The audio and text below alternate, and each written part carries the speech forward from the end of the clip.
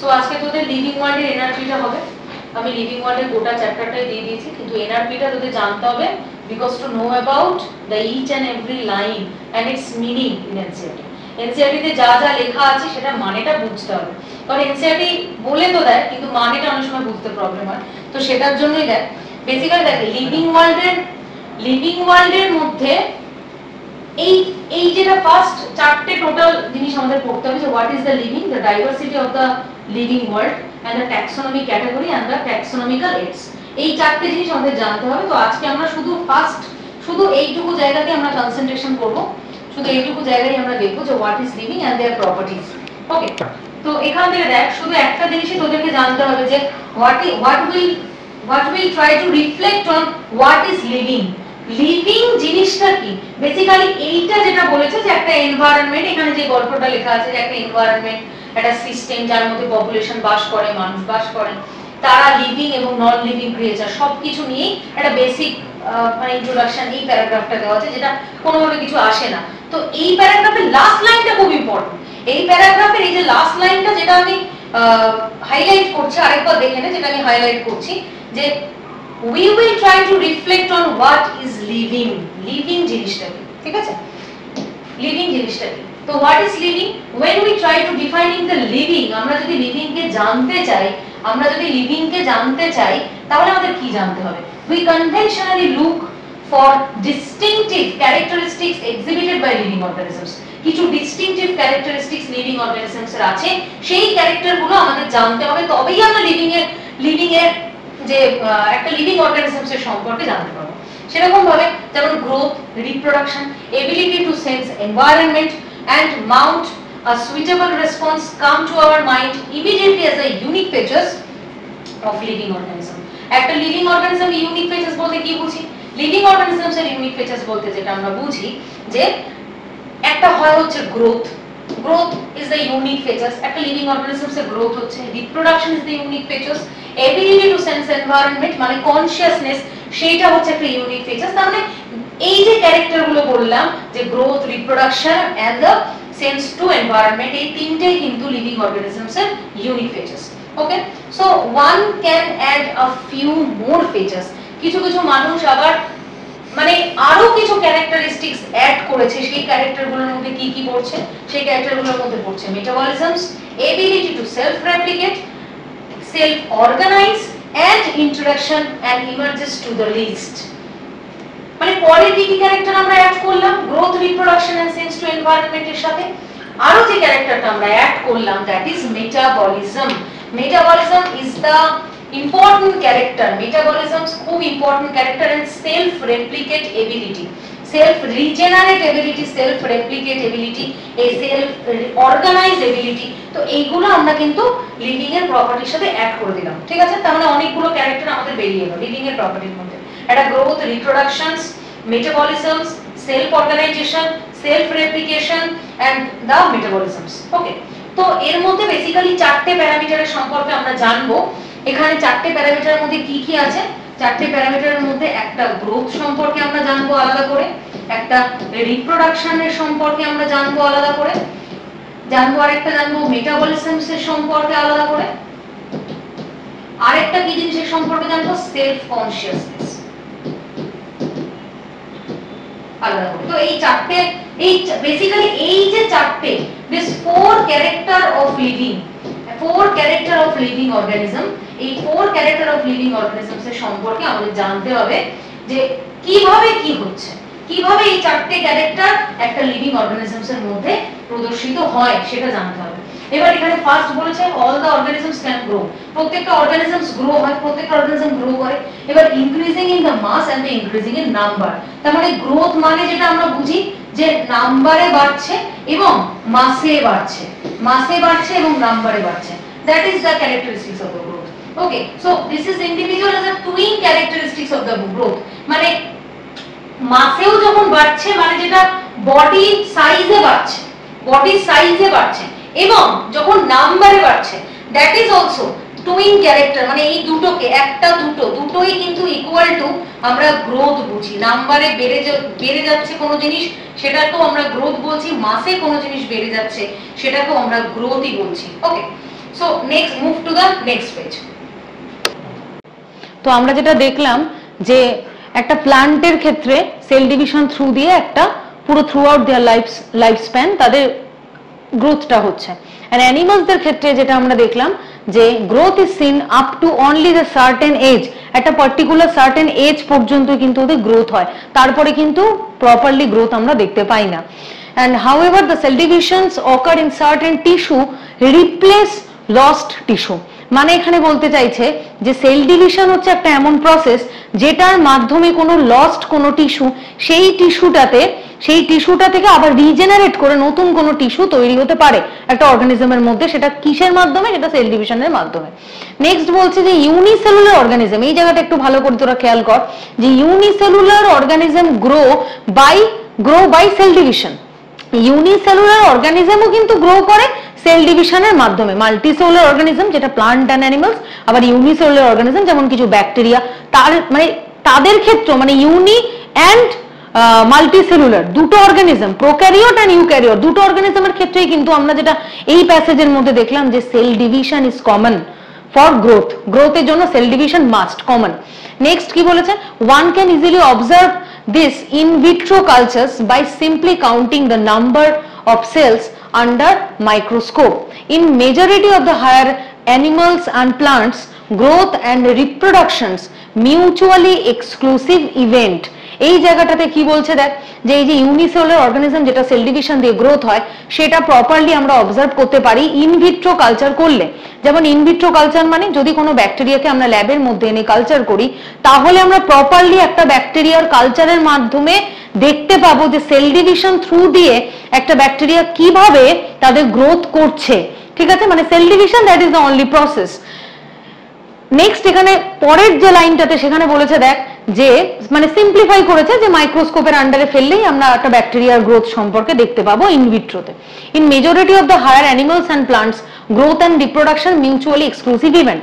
এখানে বলেছে কিছু হায়ার গ্রুপ অফ অর্গানিজমস তাদের মধ্যে আমরা রিপ্রোডাকশন এবং গ্রোথ দুটোকে আলাদাভাবে ডিস্টিংগুইশ করতে পারি, যেটা প্রোক্যারিওটিক সিস্টেমের ক্ষেত্রে কিন্তু করা যাবে না। ইউক্যারিওটিক সিস্টেমের ক্ষেত্রে কিন্তু এন্ড মাল্টিসেলুলার সিস্টেমের ক্ষেত্রে কিন্তু জিনিসটা ডিস্টিংগুইশ করা যাবে যে গ্রোথ একটা আলাদাভাবে আমরা দেখতে পাই এবং রিপ্রোডাকশন একটা আলাদাভাবে দেখতে পাই, কিন্তু ব্যাকটেরিয়া মানে স্পেসিফিক কিছু প্রোক্যারিওট তাদের ক্ষেত্রে কিন্তু আমরা গ্রোথ এন্ড রিপ্রোডাকশন আলাদাভাবে সেইভাবে দেখতে কিন্তু পাই না, ঠিক আছে।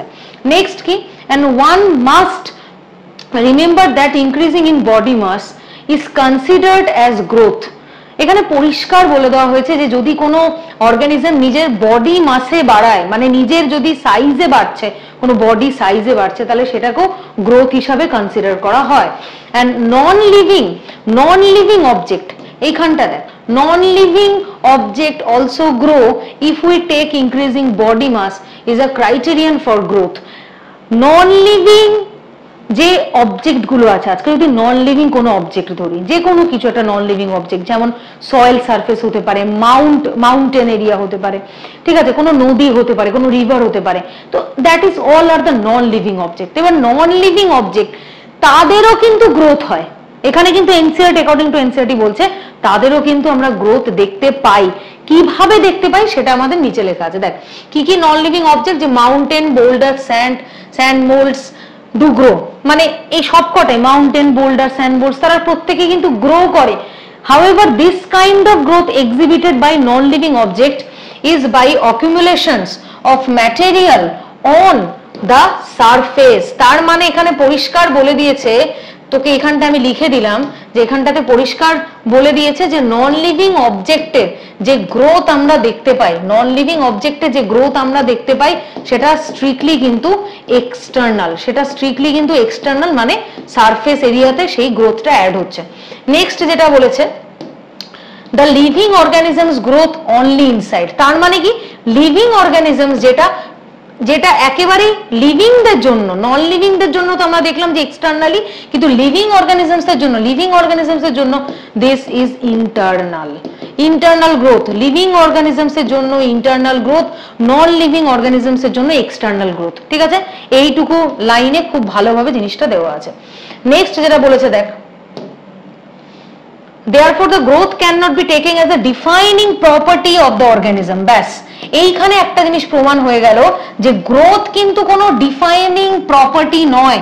তার মানে গ্রোথ আমি মানে একদম পরিষ্কারভাবে এই লাইনের মাধ্যমে আমরা যেটা জানলাম যে গ্রোথ কিন্তু শুধু যে লিভিং অর্গানিজমেরই ক্যারেক্টার সেটা বলতে পারবো না। দ্যাটস ওয়াই এটা কোনো ডিফাইনিং ফিচার্স নয়। তার মানে এটা কিসের ফিচার্স? তার মানে এটা কিসের ফিচার্স? এটা একটা ফান্ডামেন্টাল ফিচার্স। এটা একটা fundamental, growth is the fundamental, because only যে লিভিং এর মধ্যে দেখা যায় তা না, নন লিভিং এর মধ্যেও দেখতে পাওয়া যায়। নেক্সট কি বলেছে দেখ, যে under this observation living organisms have been explained, and then we understand that the characteristics of the living system and the dead organisms does not grow. এখানে পরিষ্কারই একটা লাস্ট লাইনে কনক্লুড করেছে যে ডেড অর্গানিজমস এর ইন্টারনালি গ্রো ভেতর থেকে কোনোদিনই হবে না। ঠিক আছে, কোনো ডেড অর্গানিজমস মানে এককালে যে বেঁচে ছিল কিন্তু আফটার ডেথ, তাদের ডেথ হয়ে যাওয়ার পরে আর কোনো ইন্টারনালি কোনো গ্রোথ হবে কি? কোনো গ্রোথ হবে না ইন্টারনালি। তার মানে এখানে পরিষ্কারই বলেছে যে যতক্ষণ একটা প্রাণী বেঁচে আছে, যতক্ষণ একটা প্রাণী লিভিং আছে, ততক্ষণই কিন্তু তার গ্রোথ হচ্ছে। আফটার ইটস ডেথ তাদের কোনো গ্রোথ দেখতে পাওয়া যায় না। ঠিক আছে, মুভ টু নেক্সট। এইটা হলো আমাদের গ্রোথের সম্পর্কে পুরো জিনিসটা বলা। This is all about growth. এটা গ্রোথের সম্পর্কে আমরা জানতে পারলাম, পুরোটাই এটা গ্রোথের সম্পর্কে জানতে পারলাম। এবং যে জায়গাগুলো হাইলাইট করা আছে সেগুলো একটু ভালো করে খেয়াল করবি। নেক্সট যেটা দেখ, রিপ্রোডাকশনস। রিপ্রোডাকশনস এর সম্পর্কে নেক্সট যে characteristics of the living things, তার হচ্ছে নেক্সট ক্যারেক্টার হচ্ছে reproduction. Reproduction likewise it is characteristics of the living organisms. রিপ্রোডাকশনও একটা লিভিং অর্গানিজমেরই ক্যারেক্টার। ঠিক আছে, একদম লিভিং অর্গানিজমের ক্যারেক্টার। টোটাল চারটের মধ্যে second character. And the multicellular organism reproduce refer to productions of the progeny processing feature more or less similar to of the parents. এখানে ভালো করে তুই যদি দেখিস কি এই লাইনটাতে কি বলছে, the multicellular organism reproduce refer to the production of progeny processing features, মানে একটা অর্গানিজমের থেকে যখন নেক্সট অর্গানিজম আসছে তখন সেই অর্গানিজমসটা রিপ্রোডাকশন থ্রু দিয়েই আসছে, এবং যেটা লাস্টে বলেছে more or less similar to those of parents, তারা প্যারেন্টের মতো দেখতে হতেও পারে বা নাও হতে পারে। More or less similar to the parent. Next কি বলেছে দেখ নেক্সট লাইনে, যে ইনভ্যারিয়েবলি and implicitly we refer the sexual reproduction. Sexual reproduction through দিয়েই কিন্তু কোনো ভ্যারিয়েবল কোনো প্রোজেনি ক্রিয়েট হয়। ঠিক আছে, এটা একদম সার্টেন একটা মানে একদম সার্টেন একটা প্রুফ, যে প্রুফটা বলে যে by through only the sexual reproduction is the only pathway to create the invariable new progeny, that is the sexual reproduction. কোন asexual বা vegetative reproduction নয়, sexual reproduction. The organisms reproduce by asexual means also. শুধু যে কোনো organism sexual reproduction করে তা নয়, কিছু কিছু অর্গানিজম যারা আছে তারা আসেক্সুয়ালি রিপ্রোডাকশনও কিন্তু করে। যেমন fungi multiply and spread easily due to million of asexual spore. যেমন ফাঙ্গাসের ক্ষেত্রে আমরা যেটা ছত্রাক, তাদের ক্ষেত্রে যেটা আমরা দেখতে পাই যে asexually reproductions কিন্তু তাদের ক্ষেত্রে হয়। ঠিক আছে, দে রিপ্রোডিউস, এবং asexual reproductions এর মধ্যে এখানে পরিষ্কার একটা জিনিসই কনক্লুড করা হয়েছে যে স্পোর দিয়ে কিন্তু রিপ্রোডাকশনস তারা ফরওয়ার্ড করে। নেক্সট যেটা বলেছে দেখ, in the lower organisms like hydra and ইস্টের ক্ষেত্রে যেটা আমরা দেখতে পাই, we observe the budding event. Budding দেখতে পাই, মানে ফিশ অ্যান্ড ইস্ট বা বার্ডিং ইস্ট মানে ইস্টের ক্ষেত্রে আর কি, তাদের ক্ষেত্রে আমরা বার্ডিং ইভেন্ট দিয়ে আসেক্সুয়াল রিপ্রোডাকশন দেখতে পাই। প্ল্যানারিয়ার ক্ষেত্রে যেটা হচ্ছে ফ্ল্যাটওয়ার্মের ক্ষেত্রে বা প্ল্যানারিয়ার ক্ষেত্রে যেটা আমরা দেখতে পাই, we observe the true regeneration and the fragmentation organism regenerate the lost part of its body and became the new organism. এখানে কি বলেছে দেখ, যে পরিষ্কার এখানে বলে দিয়েছে যে প্ল্যানারিয়া হচ্ছে একটা এমন অর্গানিজম যারা রিজেনারেশন করে by the fragmentation.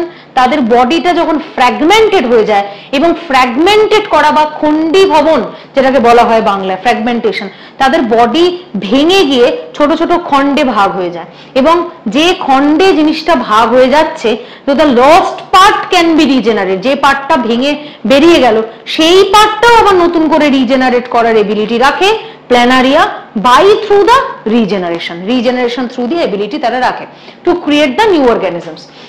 Now the fungi, filamentous algae and the protonema of the mosses all easily multiply by the fragmentation. মসের ক্ষেত্রে মস হচ্ছে একটা প্লান্টস যেটাকে বলি আমরা ব্রায়োফাইটস, ঠিক আছে?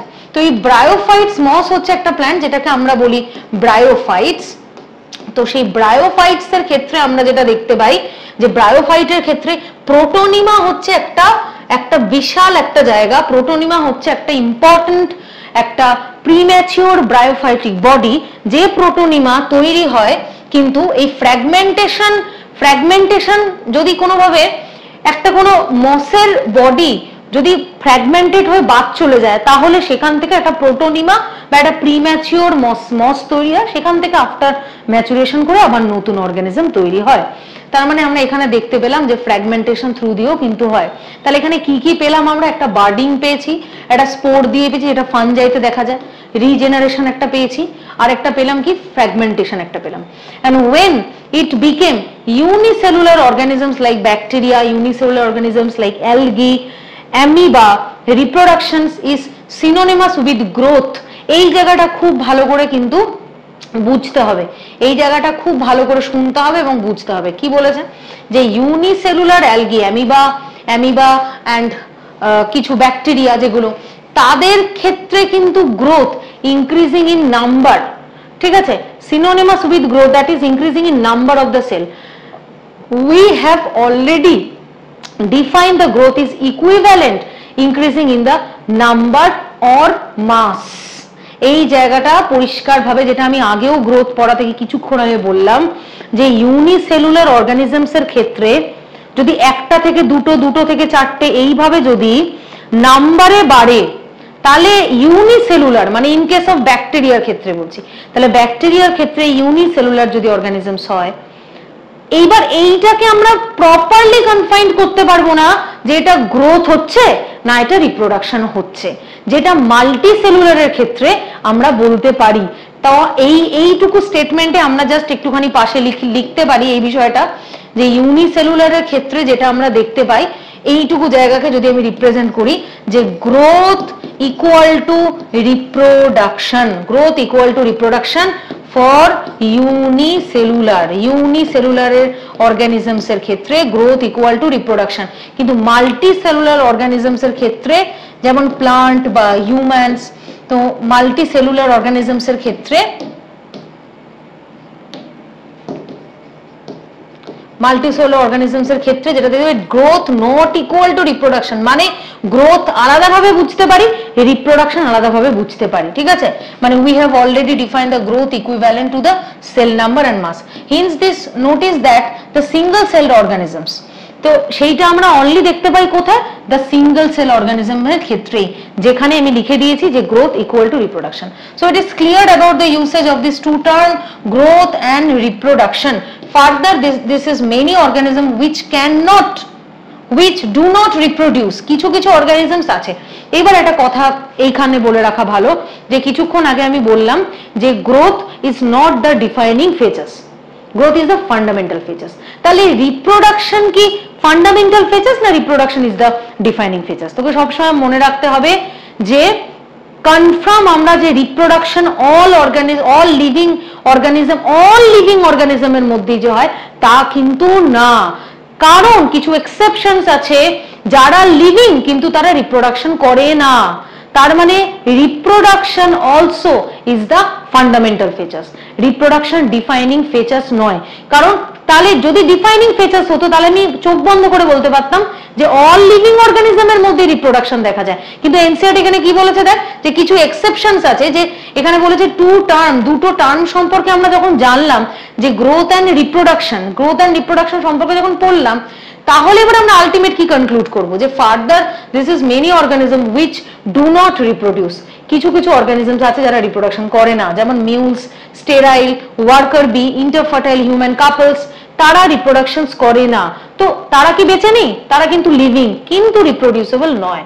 Hence the reproduction is cannot be all inclusive defining characteristics of living organisms। তার মানে লিভিং অর্গানিজমস এর inclusive defining inclusive characteristics reproduction নয়। So this is the fundamental characteristics. Okay, and of course no non-living object is capable, of course no non-living object, যেখানে বলেছে দেখ no non-living object is capable of reproducing or replicating by itself, মানে এখানে পরিষ্কার বলে দিয়েছে কোনো নন লিভিং অবজেক্ট তারা কিন্তু রিপ্রোডাকশন করেই না, এটা কিন্তু কনফার্ম, এটাতে কোনো সন্দেহ নেই যে একটা নন লিভিং অবজেক্ট সে কি করে রিপ্রোডাকশন, সেটা তো সম্ভব না। কিন্তু এক্সেপশনস একটাই, যেটা বারবার বলে দিলাম যে এই প্যাসেজটা একটা এক্সেপশনস আছে যেখানে পরিষ্কার বলে দিয়েছে এইটুকু জায়গা খুব ভালো করে দেখবি, যেটা স্টার করা, যে not all living organisms can reproduce, তার মধ্যে এক্সেপশন এইটা, যেটা mules sterile worker bee and infertile human couples. পরেরটা দেখ, another characteristics is the metabolism. এই জায়গাটা খুব ভালো করে তোকে বুঝতে হবে, ভালো করে এই জায়গাটা বুঝবি। দেখ কি বলেছে, যে another characteristics of the life is the metabolism, তার মানে এখন অবধি আমরা গ্রোথ অ্যান্ড রিপ্রোডাকশনে পড়লাম, they are both two fundamental character, not defining character, ঠিক আছে। এবার আমরা মেটাবলিজমস এর ক্যারেক্টারে আসবো। মেটাবলিজমের ক্যারেক্টারে কি বলেছে, যে all the living organisms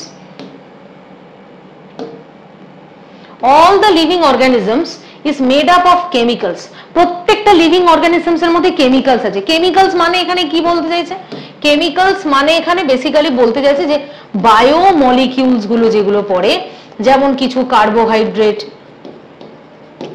genetic matter, nucleic acid, তো এই সমস্ত যে বায়ো মলিকিউলস গুলো যেগুলো পড়ে সেগুলোকে অ্যাজ আ বায়োকেমিক্যাল ফর্ম বলা হচ্ছে একটা কোনো লিভিং অর্গানিজমস এর।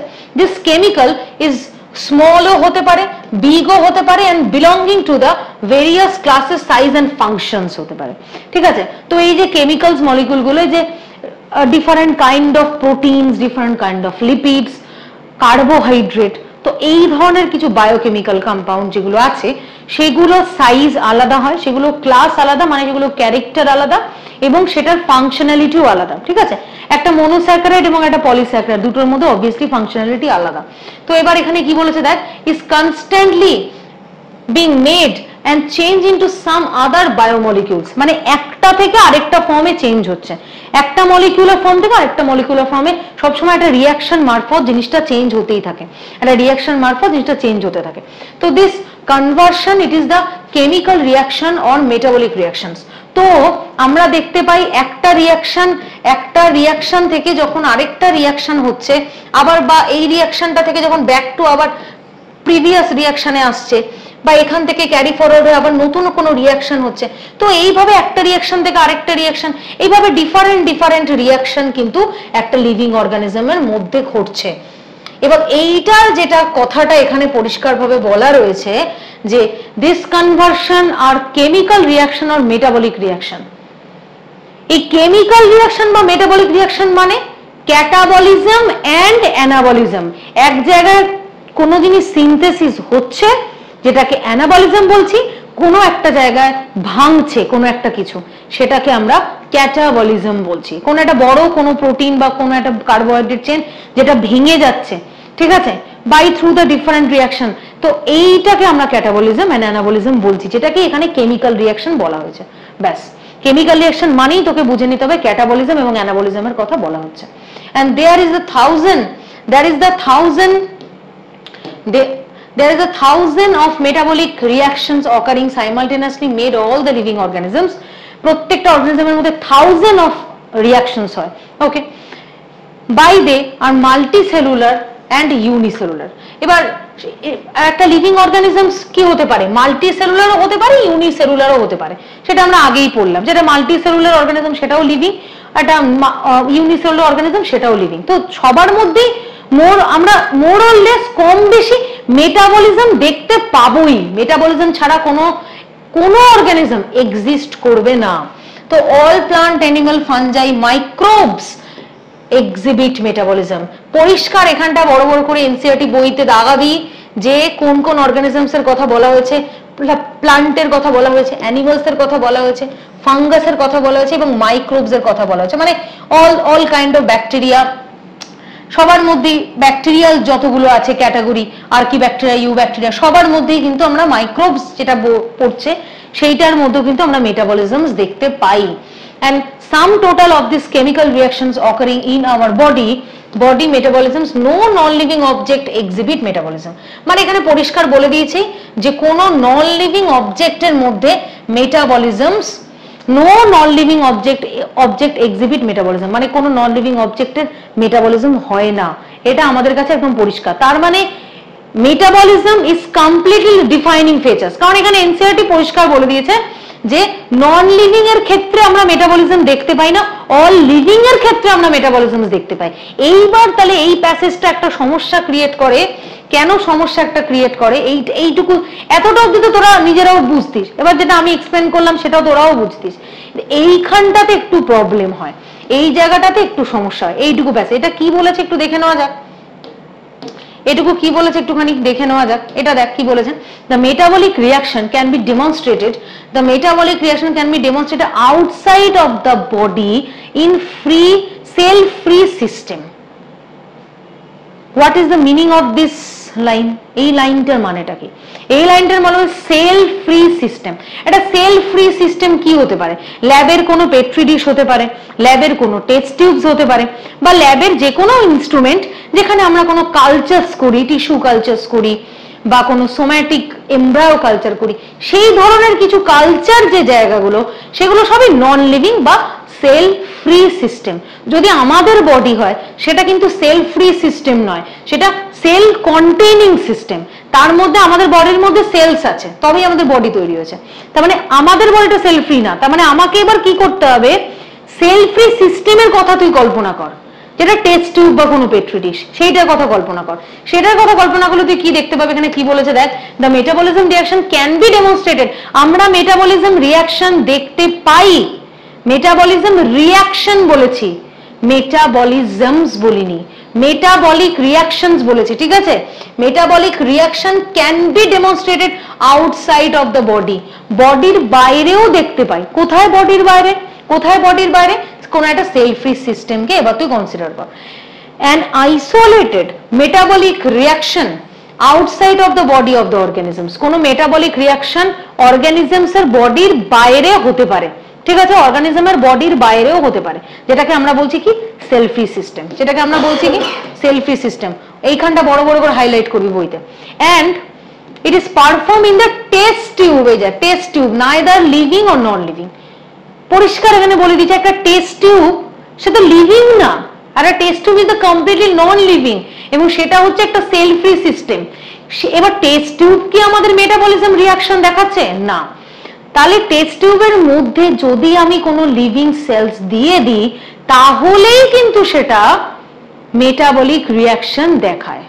এইটা, এই পুরো জিনিসটার এই লাইনটা, এই কনসেপ্টটার পেছনে এইটা দাঁড়িয়েছে যে একটা টেস্ট টিউব আমাদের মেটাবলিজম দেখাতে পারে? No, test tube is completely non living ভাই, test tube completely non living. তাহলে ও মেটাবলিজম কোথা থেকে দেখাবে? তার মানে ওর মধ্যে মেটাবলিক রিঅ্যাকশন হবে যদি আমি ওর মধ্যে একটা সেলস, লিভিং সেলস দিয়ে দিই, ঠিক আছে? Hence while metabolism is defining features of the living organisms, তার মানে একটা মেটাবলিজম, মানে metabolism is the that character যেটা আমরা all living organisms এর মধ্যে দেখতে পাই without exceptions, কোনো exceptions নেই। একটা টেস্ট টিউবের মধ্যে মেটাবলিজম দেখছি না, টেস্ট টিউব মেটাবলিক রিঅ্যাকশন দেখাতে পারে if I put the cell within test tube. যদি টেস্ট টিউবের মধ্যে সেলটা আমি দিয়ে দিই, কোনো লিভিং সেলস আমাকে দিতে হবে অ্যাটলিস্ট, তবে তো মেটাবলিক রিঅ্যাকশন হবে, ঠিক আছে? সো আইসোলেটেড মেটাবলিক রিঅ্যাকশন, এই যে সেম কথাটাই পরের লাইনে বলেছে, isolated metabolic reaction in vitro is not living thing. In vitro কোনোদিনও লিভিং থিং না। ইনভিট্রো মানে হচ্ছে যেটা টেস্ট টিউবে কালচার করি সেটাকে ইনভিট্রো কালচারস বলি। তো in vitro is not living thing but surely living reaction. In vitro কোনো লিভিং থিং নয়, আমি বারবার বলছি। একটা টেস্ট টিউব কোনোদিনও লিভিং না। টেস্ট টিউবের মধ্যে রিঅ্যাকশন হয় কারণ আমরা রিঅ্যাকশন সেখানে করি কোনো লিভিং সেলসকে ইনকর্পোরেট করে, ঠিক আছে? And hence the cellular organization of the body is the defining features of the life form. সেরকম ভাবেই একটা সেলুলার যে অর্গানিজমস, সে একটা সেলুলার অর্গানাইজেশনস মানে বায়োমলিকিউলস থেকে, অ্যাটম থেকে বায়োমলিকিউল, বায়োমলিকিউলস থেকে সেলুলার অর্গানেলি, সেলুলার অর্গানেলস থেকে সেলস, সেলস থেকে টিস্যু, টিস্যু থেকে অর্গান, অর্গান থেকে অর্গান সিস্টেম, অর্গান সিস্টেম থেকে organisms. That is the cellular organisations. এবং সেটা পুরোপুরি কিন্তু একটা ডিফাইনিং ফিচার্স, একটা defining feature. Cellular organisations is the defining features. তার মানে মেটাবলিজমস আমরা যেটা দেখলাম যে this is the defining features, metabolisms is the defining features,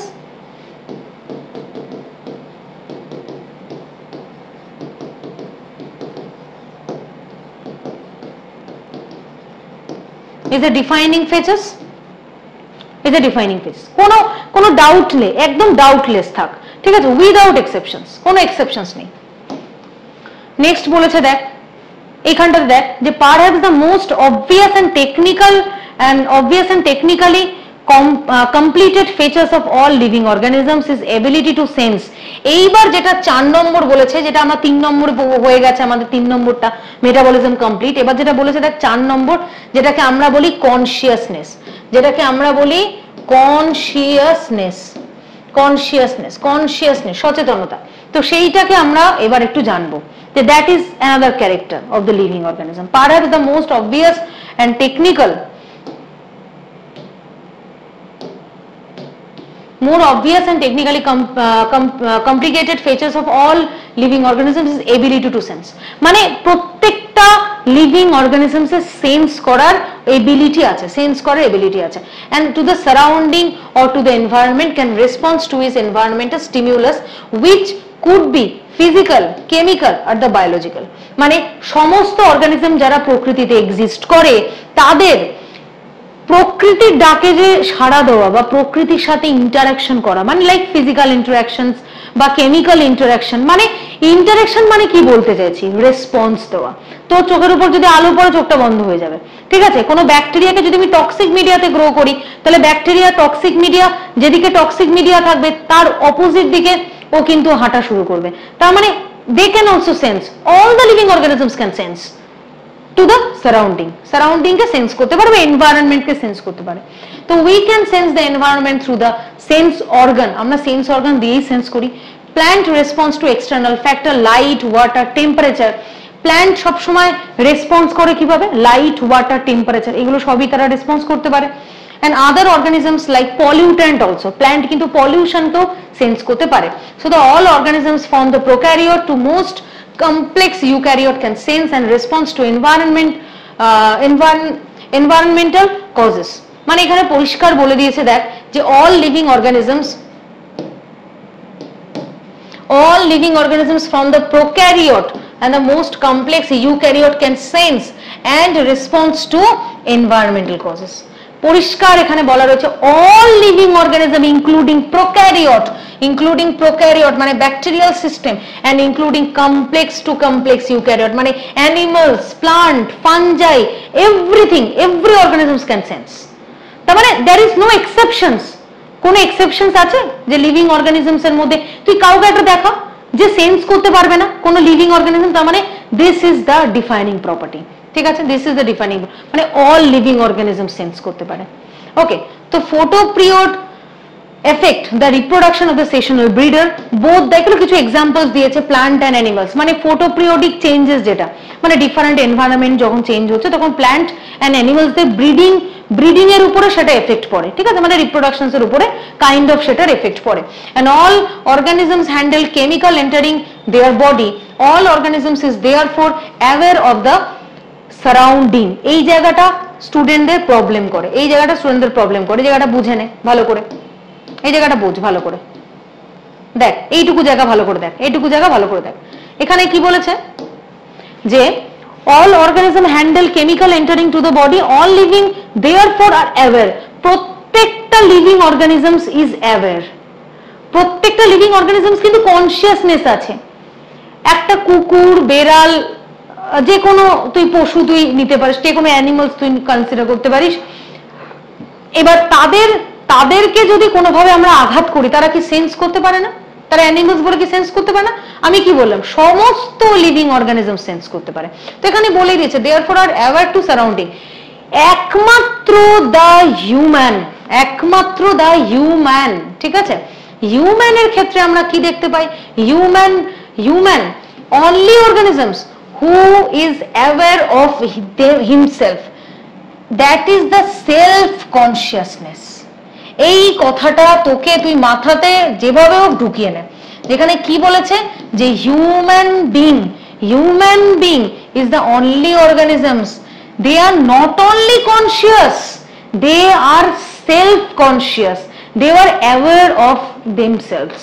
তারা কিন্তু হিউম্যান একমাত্র লিভিং অর্গানিজমস এর মধ্যে একজনই হিউম্যান, সে কি করে, সে শুধু কোন জায়গায় আঘাত লাগলে সেটার কথা চিন্তা করে না। ফর গিভিং দ্য এক্সাম্পল, যদি একটি কুকুরকে আমরা আঘাত করি তাহলে সে হয়তো ব্যথা পাবে, সেটা সে সেন্স করতে পারছে যে সে একটা জায়গায় কোনো ব্যথা পেয়েছে। কিন্তু আজকে হিউম্যানকে যদি কোনোভাবে আঘাত করা হয়, তাহলে কোনো জায়গা যদি আমাদের কেটে যায় বা আমাদের যদি ভেঙে চুরে যায়, তো তাহলে সেক্ষেত্রে দাঁড়িয়ে আমরা কিন্তু ওটা নিয়ে বেশি ভাবনা চিন্তা করি, বেশি অ্যাওয়্যার আমরা। তো that's why, that is the difference, যে ওরা অ্যাওয়্যার, আমরা সেলফ অ্যাওয়্যার, অনেক বেশি সেলফ অ্যাওয়্যার, ঠিক আছে? তো এইটা হচ্ছে ব্যাপার, যে আমাদের সেলফ, ওরা কনসিয়াস, আমরা সেলফ কনসিয়াস, আমরা অনেক বেশি কনসিয়াস। That's why এখানে বলেছে consciousness therefore is became the defining property of the living organisms. Living organisms এর ডিফাইনিং প্রপার্টিজ মধ্যে একটা ডিফাইনিং প্রপার্টি হলো যে একটাই, দ্যাট ইজ দ্য কনসিয়াসনেস হচ্ছে is the defining property, and metabolism is the defining property, growth and reproduction is the fundamental property, ঠিক আছে? এইবারে দেখ লাস্ট প্যাসেজে এখানটাতে কি বলছে, দেখ এখানটাতে বলছে when it come to human being, that is all about more difficult to define the living state, we observe the patient lying in coma. এবার এই কোমা পেশেন্টের এইখান থেকে বেশ কিছুটা প্রবলেম করে, এই জায়গাটা বেশ কিছুটা সমস্যা করে। এইখানটা ভালো করে একটু বোঝ যে কিছু এক্সেপশনস আছে, তার মধ্যে একটা virus is the exceptions and coma patient is the exceptions. Coma, আমি কি বললাম, কোমা পেশেন্ট হিউম্যানের ক্যাটাগরিতে পড়ে, সে একটা মানুষ, এবার সে কোমায় চলে গেছে কোনোভাবে, এবার তার শুধু আর্টিফিশিয়ালি আমরা মেডিসিনস দিয়ে, এখানে লেখা আছে দেখ, we observe the patient lying in coma in hospital virtually supported by machine which replaced heart and lung, the patient is otherwise brain dead, the patient is no self consciousness. এইটুকু জায়গার মধ্যে একটা জিনিসই পরিষ্কার বলে দিয়েছে যে একটা কোমা পেশেন্ট যে কিন্তু conscious but not self conscious.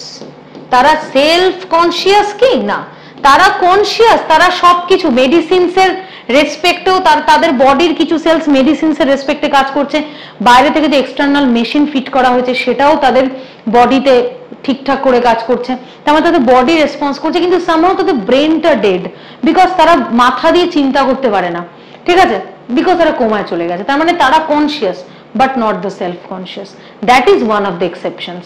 Okay, এটা একটা exception, এটা একটা exception, ঠিক আছে, এটা একটা exception। তো এবার দেখ নেক্সট কি বলেছে, যে এবার পেশেন্টের উপর ডিপেন্ড করে সে কোনোদিনও নর্মাল লাইফে ফিরবে কি ফিরবে না। যদি ফেরে তাহলে লিভিং হবে, যদি না ফেরে তাহলে নন লিভিং হবে। তার মানে they are just in between, তারা coma patient and virus living and non living এর ইন বিটুইন। যদি বেঁচে ফিরতে পারে তাহলে লিভিং, যদি না বেঁচে ফিরে তাহলে নন লিভিং হয়ে গেল, ঠিক আছে, মানে তারা ডেড হয়ে গেল। In the higher classes we will come to know about all the living phenomena that's due to underlying interactions. এইবারে যে জিনিসটা আমরা দেখব, এইটুকু প্যাসেজের মধ্যে যে জিনিসটা আমরা দেখব, এইটুকু প্যাসেজের মধ্যে তুই ভালো করে দেখ,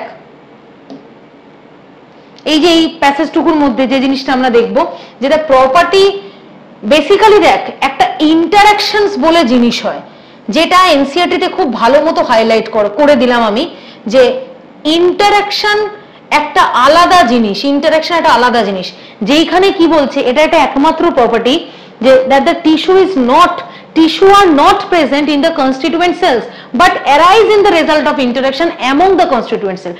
যদি আমরা একটা টিস্যুর কথা ভাবি, tissue is nothing but the made up of cells. এই লাইনটার মানে ভালো করে বোঝ, কিন্তু এই লাইনটার মানে একটাই বলতে চাইছে, একটা টিস্যুর মধ্যে একটা সেলস থাকে, তো ইন্টারাকশন মানে কি? যেমন আমরা বাতাসের সাথে ইন্টারাকশনস করছি, তবেই তো আমরা শ্বাস প্রশ্বাসের যে প্যাটার্নটা বা শ্বাস প্রশ্বাসের যে প্রসেসটা সেটা আমরা প্রপারলি বুঝতে পারছি, ঠিক আছে? তেমন একটা অর্গানিজমসের সাথে একটা অর্গানিজমসের ইন্টারাকশন, একটা সেলুলার অর্গানেলির সাথে একটা সেলুলার অর্গানেলের interaction is the must to know about the functionality of the particular thing. একটা পার্টিকুলার থিং এর ফাংশনালিটি জানার জন্য তোমাকে ইন্টারাকশন দেখতে হবে। তেমন এখানে বলেছে একটা টিস্যু যেটা not present in the constituent cells but arise in the result of interaction among constituent cells. টিস্যুর মধ্যে উপস্থিত থাকা প্রত্যেক কটা সেলস নিজেদের মধ্যে ইন্টারাকশন করছে, তবেই টিস্যু ফাংশনালিটি দিচ্ছে, আদারওয়াইজ কোনো টিস্যুর এক্সিস্টেন্স নেই। টিস্যু বলে কিছু আমরা প্রথম থেকে টিস্যু বলে কিছু ভাবতে পারবো না। টিস্যুর মধ্যে থাকা যে সেলস গুলো আছে তারা নিজেদের মধ্যে ইন্টারাকশন করলে তবেই টিস্যু হবে, না তো হবে না, ঠিক আছে? Similarly the property of the cellular organelle, cellular অর্গানেলির মধ্যে পড়ে কে পড়ে? যেমন কিছু প্রপার সেলুলার অর্গানেলি, ধর mitochondria, chloroplast, Golgi apparatus, endoplasmic reticulum, nucleus. এই যে cellular organelle, it's not present in the molecular constituent of the organelle but arise as a result of interaction among molecular component comprising organelle. মানে কি? এই যে আমরা যত organelle জানি, mitochondria, endoplasmic reticulum, Golgi apparatus, that is the different organelle, সাইটোস্কেলেটন। তো এই যে অর্গানেলি গুলো, এরা নিজেদের মধ্যে ইন্টারাকশন না করলে সেলস সম্পর্কে কিছু জানতে পারতাম না আমরা। এটা সেলস বলতে বুঝি কি? অর্গানেলি। এবার অর্গানেলি যদি নিজেদের মধ্যে ইন্টারাকশন না করতে, একটা সেলস এর ফাংশনালিটি আমরা দেখতেই পেতাম না, ঠিক আছে? সেলস এর ফাংশনালিটি দেখতেই পেতাম না। তো এইটা হচ্ছে ব্যাপার। and through the interactions is result in the emerges property of the higher level of organizations. তার মানে একটা সেলের মধ্যে cell to cell, organelle to organelle যে ইন্টারাকশনসটা হয় সেটাকেই আমরা অর্গানাইজেশন বলি, সেটাকে অর্গানাইজেশন বলে। যেটা আমি বললাম, অ্যাটমস দিয়ে তৈরি বায়োমলিকিউল, বায়োমলিকিউলস দিয়ে তৈরি অর্গানেলি, অর্গানেলি দিয়ে তৈরি অর্গানস, অর্গান দিয়ে তৈরি অর্গান সিস্টেম টু অর্গানিজমস। তারপরে this is the hierarchical level. আমরা লো থেকে আস্তে আস্তে পরপর ইন্টারাকশন থ্রু দিয়ে একটা প্রপার অর্গানিজমস এর বিল্ড আপ দেখতে পাই, বেসিক্যালি একটা অর্গানিজমস এর বিল্ড আপ দেখতে পাই। তার মানে দ্যাট ইজ দ্য ইন্টারাকশন। এখানে ইন্টারাকশনের কথা বলা হয়েছে। ওকে, সো দ্য ফেনোমেনন, একদম এই প্যাসেজটা একদম কিছু পড়ার নেই, যেটা বলার বলে দেওয়া হয়ে গেছে যে the phenomenon is the true hierarchy. এই যে হায়ারার্কির কথা বললাম, ঠিক আছে? মানে এখানে আমি লিখে দিচ্ছি যে হায়ারার্কি বলতে এখানে বোঝাচ্ছে যে ধর বায়োমলিকিউল, এই সরি, প্রথমে অ্যাটমিক লেভেল, দেন বায়োমলিকিউল, দেন হবে কি অর্গানেলি,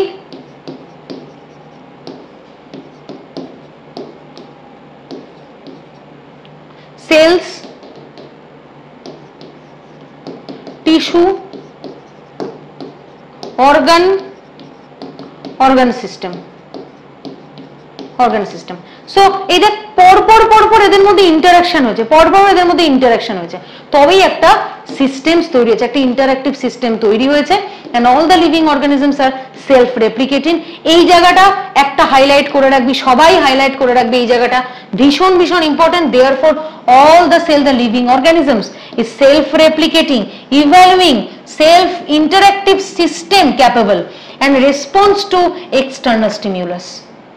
মানে একটা লিভিং অর্গানিজমস এর মধ্যে আমরা প্রোগ্রেসিভ ইভলিউশন দেখতে পাই, একটা লিভিং অর্গানিজমস এর সেলফ রেপ্লিকেটিং প্রপার্টি দেখতে পাই, এবং যেটা দেখতে পাই যে এক্সটার্নাল স্টিমুলেশনে রেসপন্স দেওয়া। That is the very important. Progressive evolution কিন্তু দেখতে পাই আমরা, ঠিক আছে? তো the biology is the story of life of earth, the biology is the story of ইভলিউশনস of the living organism on earth. তার মানে বায়োলজি আমাদের এটাই শেখায় যে একটা লিভিং অর্গানিজম কিভাবে এসছে, কোন ইভলিউশনারি পাথওয়ে দিয়ে এসছে, একটার সাথে আরেকটা ইন্টারাকশন করে প্রকৃতিতে টিকে আছে, তার গল্পটাই বায়োলজি আমাদের শেখায়। So present, past and future, যেটা বললাম যে হয়তো মেবি আমাদের জেনেটিক ম্যাটেরিয়াল, আমাদের পূর্বপুরুষের জেনেটিক ম্যাটেরিয়ালের সাথে মিল আছে, এবং তার আগের জেনারেশনের সাথে তার আগের জেনারেশনের মিল আছে। So that is somehow linked between the past, present and future. তোমার পাস্ট, প্রেজেন্ট এবং ফিউচার সবকিছু লিঙ্কড করা, ওকে, টু ওয়ান অ্যানাদার, একজন আরেকজনের সাথে লিঙ্কড করা। সো